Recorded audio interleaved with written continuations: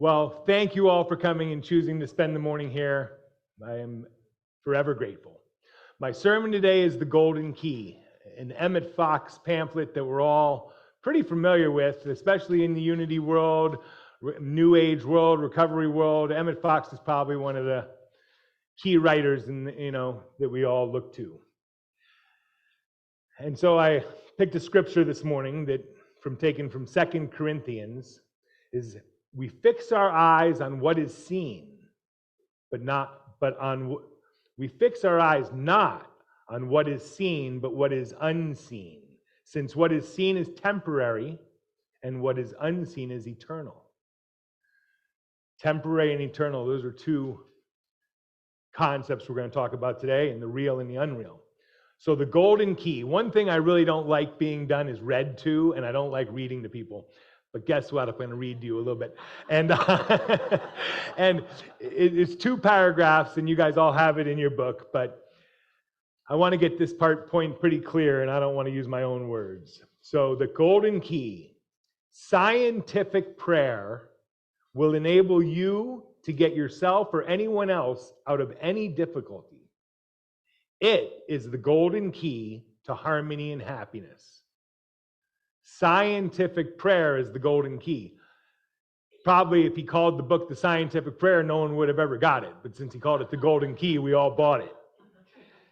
Now, to those who have no acquaintance with this mightiest power in existence, this may appear to be a rash claim, but it needs only a fair trial to prove that without a shadow of a doubt, it is a just one. You take no one's word for it. Don't take my word for it. You should simply try it for yourself and see. Then I skipped a paragraph, but it says, as for the actual method of working, like all fundamental things, it is simplicity itself. Keep it simple. Stop thinking about the difficulty, whatever it is, and start thinking about God instead. This is the complete rule, and if only you will do this, the trouble, whatever it is, will presently disappear. It makes no difference what kind of trouble it is. It may be a big thing or a little thing.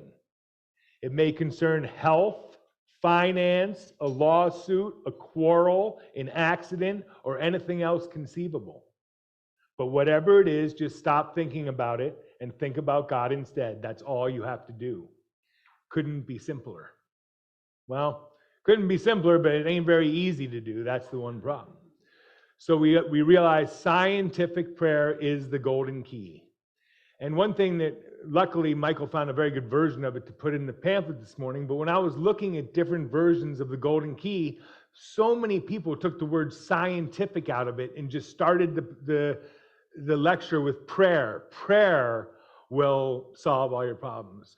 But as I talked about last time, prayer is, a lot of us think about it as begging, pleading, petitioning, praying for something we don't have, and that'll only push it away.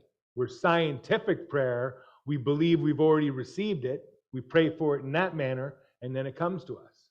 But it's a completely different mindset. So scientific prayer versus prayer, one is an attracting force, one is a repelling force when we use it wrong. So scientific prayer gets us in tune with God's thought patterns. Again, this is another quote. With God's thought patterns of health, harmony, and perfection. Funny how often we come into those 2 words, health and harmony, and then uses willpower to channel that energy to help materialize those things in our life. So scientific, we can see it, touch it, feel it. There's proof of it in some way. And so scientific prayer, we have to see that proof also. In my playing from the heart practice, when I coach people, I tell them my results of my practice are immediate. You're going to feel them that day. They're quantifiable. We can actually measure them on graphs and on the computer, and they're long-lasting. Putting a scientific quotient to my practice, but I want people to understand it's not what I'm telling them; it's what they're doing, and we can see it. When we can, that's scientific. And most of us are inclined to believe what comes through our 5 senses is the real. But we learn here and in other places it's really not. So scientific prayer, we have to believe that we have received it and we will receive it. The last time I talked about having our dinner, picturing our dinner in our mind and how we say what we want to have for dinner. There's another thing the lady talked about last week. I write down my shopping list, and then through some action, I materialize that dinner. This is the same way everything works. So we have to see that result. So here's how Emmett Fox explains the golden key in one sentence. And I've said it a couple times. I'm going to say it one more time. Stop thinking about your problem and start thinking about God instead. And here are the two problems with the golden key. Number one, stop thinking about your problem. Anybody good at that? I don't know about you, but if I'm having a problem, it's going to be the first thing I think about when I wake up and the last thing I'm thinking about before I go to sleep. So how do we stop thinking about a problem? You've all heard of looping thoughts. It's going to come back. It's going to come back and over again. And to stop thinking about something, we understand here in Unity, a thought is a thing. If I remove a thought, it creates a vacuum, and that thought's going to come right back in. And maybe circle around the room once, but it's going to come right back in. I'm creating a void. So I need to replace, I need to get something in that spot. So it makes no difference what the trouble is, health, finance, a lawsuit, anything conceivable. So why does he say that? Because health, harmony, and abundant supply are basically where all our problems come. You're having a problem in one of those areas, and then that starts to become overwhelming. So there's a few things. I don't think we can stop thinking about the problem. We have to think of a solution. And one of the things that has always helped me is, what would Jesus do now? You guys have always I have it written down here, WWJDN, what would Jesus do now? That's a great way to think about, okay, how would God deal with this? Because we know that he would make those decisions. I was writing down, we have to think of a solution. And I'm not a very good typer. I write down soul, S-O-U-L, solution. I'm like, oh, maybe that's not a typing error. It's a little Freudian slip from above. We have to think of a soul solution so that we're thinking of God, not the problem. So what is it? The God solution, the solution. Thought that was I'm sure I'm not the first one to mistype that, but I didn't look it up. But anyway, so we realize that soul is our I am. That's the piece of God we have. So Carol, writer, who I met when I was 23, he was 85, the astrologer to the stars, he explained something to me called the doctrine of replacement that we have to deal with when we're dealing with thoughts. We monitor our thoughts. Is it a good one or a bad one? When the bad one comes, we lose our peace. We know it, okay? We monitor our thoughts, and then we replace it. We use this replacement. So if I don't like what I'm thinking, I need to think a different thought to put in its place. I don't just take it away. And understanding this made huge sense to me. And it'll make huge sense to you when we're dealing with our problems, because we can start to use a principle of God in that place. And as we know, it says in Romans, be not conformed to this world. In other words, don't be conformed to your problems. Be transformed by the renewing of the mind. And when we transform the renewing of the mind, our physical problems transform right in front of us.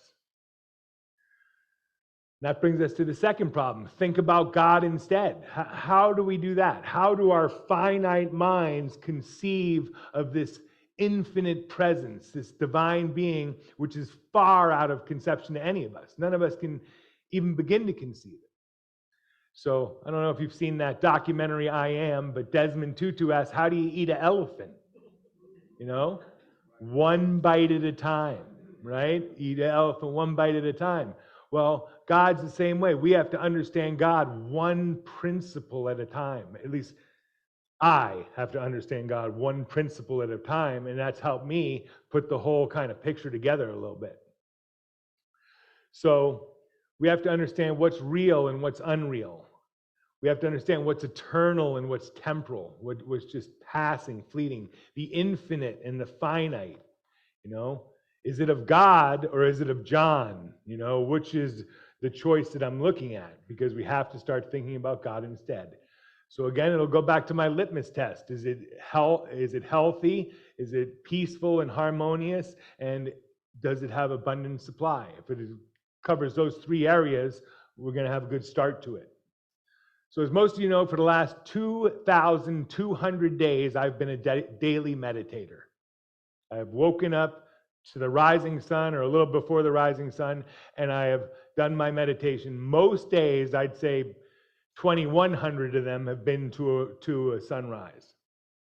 And there's a few incredible lessons I've learned being on that dock, watching this sun go through its yearly cycle year after year after year, which is an education in itself. So I'm going to tell you a couple of my lessons from the sun. And I think we can all agree, whatever the sun is, it must be God. Because if there's one thing that we know is permanent, we can rely on, it's this light we have here. Waking up in the morning, it's going to come up. Going down at night, it's going to go to sleep.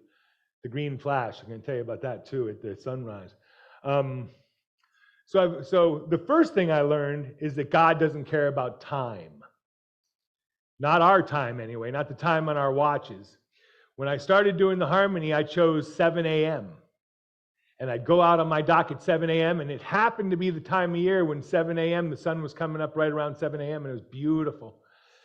And then about 2 or 3 weeks later, the sun was coming up at 7:20 and I'd be out there. No, it was coming up at 6:20 to 7. I'd be out there and the sun is blaring at me at 7. So I'm bringing a big sheet to cover the sun, just, to create some shade. And then after a while, it was dark at 7. So I'd bring out lights and I'd light myself up so I could be lit. And I'm like, this is really frustrating, And then it occurred to me, I was playing God. I was the one trying to control the light and the shade and the darkness. And it came, and I was like, why don't you just get up at sunrise and it'll be the same amount of light every day? So I started doing my meditation to the sunrise. This was a huge thing because now I was getting in sync with God rather than trying to get God in sync with me. This was like a gigantic one. And so trying to play God is what I was doing. And then I happened to be working with Reverend Bodie at that time as sort of throwing things off each other. And he's like, yeah, well, that's genius. He goes, the Indians, they didn't have watches. They woke up, it's like, I'll meet you here when the sun comes up. I'll meet you here when the sun's overhead, and I'll meet you here when the sun goes down. And their whole flow was in harmony with the sun. So that was the first one. God doesn't really care. So 7 o'clock turned a little bit of a disaster. So the second big aha was that God is perfect order. I don't know if you guys have heard the pyramids in Egypt are perfectly centered east-west. Like they say that you couldn't do it to another degree. And apparently the way they set that up was they built a little wall that stopped when the sun turned at this side and stopped when the sun turned at this side. So they knew that this was east-west and they knew to orient the pyramid like that. Well, I've watched it, you watch it come back and forth over the year, I know exactly where east is off my dock. So perfect order though, always coming up, exactly the same. So that's how I look at it, changing our thoughts. Here's how 2 little analogies, or I guess they're analogies, of how I looking at God versus looking at the problem. So the first one, after the harmony exercise, I do it on the dock. It was a beautiful day, and Barry and I go paddleboarding often. And we went paddleboarding on this one day, and the water was a mirror. And Barry was about 30 yards over there, and I said, Barry, come over here. I want to show you how the sunbeam is coming right to me. And I knew it was coming to her too, but I just wanted to get this point across. And she's like, no, John, the sunbeam is coming to me. And she's way over there. Okay, this is a big one too, because each of us has our own sunbeam, our own beam of light. We each have. We can use it or not use it. You can't use mine. I can't use yours. But we are a majority with God. We have our beam of light, and no one can take it from me. I can turn my back on it. I'll tell you about that in a minute. But in general, it's our beam of light. And if there was 100,000 paddleboarders between Barry and I that morning, each one would have his own beam of light.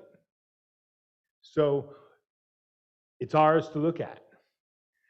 And then one of my favorite guests on the Harmonies, Ron Bova. He comes to the dock quite often. And for the last year, we've been having this little conversation. And on the dock, there's three things, really. There's the sun, the light, there's me, and then there's my shadow. So there's three things. And now, when people go through life, unfortunately, most of us, a lot of people are looking at the shadow, and that's what they think is real. And no wonder life is scary, because when I move, the shadow moves. It gets big, small, left, right, and it's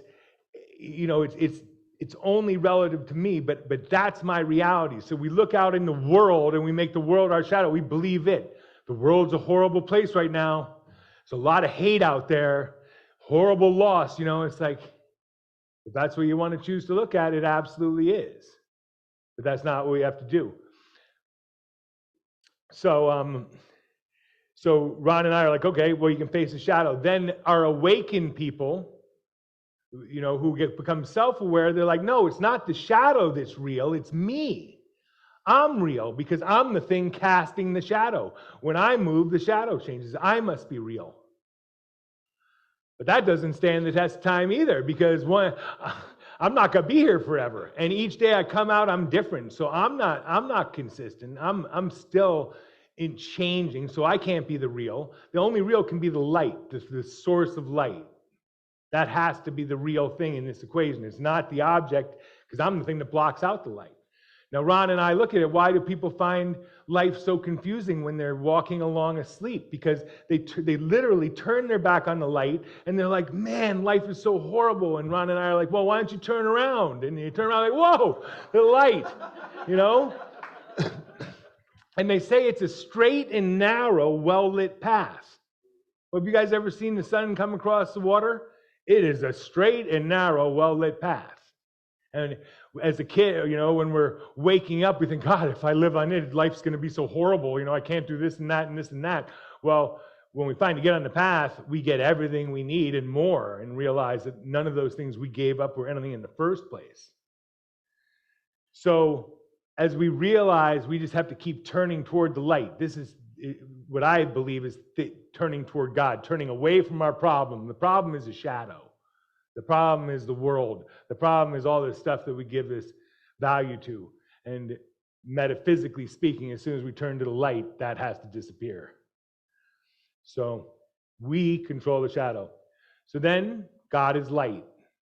God is the sun. I think we can all agree with that. We see in the Bible, God is light, God is love. And in St. Matthew, it says that you are the light of the world, right? So if God is light, I am also the light. I can be the darkness, but in general, I can be the light. And so that's the thing that we want to be. And it says, you are the light of the world. A city set on a hill cannot be hidden. When we let our light shine, making this world a little bit better for everyone else. And also in St. Mark, it says, therefore I say to you, whatever you desire when you pray, believe that you have received it. Again, scientific prayer. I know I talked about this last time, and I'll probably talk about it next time, because it's all I ever think about. How the hell do we get what we want in this world without hurting anybody and getting everything we want? How do we do that? And if we use these laws and principles right, I should have everything I want without hurting anyone and helping others get what they want. And that's the end of the end, And so as long as we're loving each other and not hurting each other, we're going to get what we want. So now let's have a little closing prayer. And let's again, scientific prayer. So let's start with a thought of profound gratitude. Thank you, thank you, thank you for coming here this morning. Thank you to Emmett Fox for giving us the golden key, something to talk about. And give a deep thought of thanks for Unity of Jupiter, somewhere to come and be together.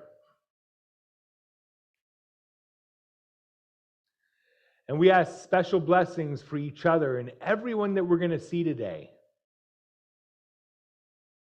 And anyone you have any judgments or resentments against, or if anyone has judgments or resentments against you, we just replace these with the thought of love, the thought of light.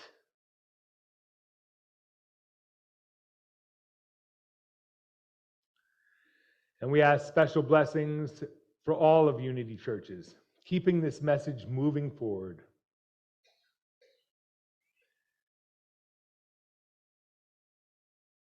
I'll finish with a little prayer. Actually, let us all say it together, the serenity prayer. God, grant me the serenity to accept the things I cannot change, courage to change the things I can, and wisdom to know the difference.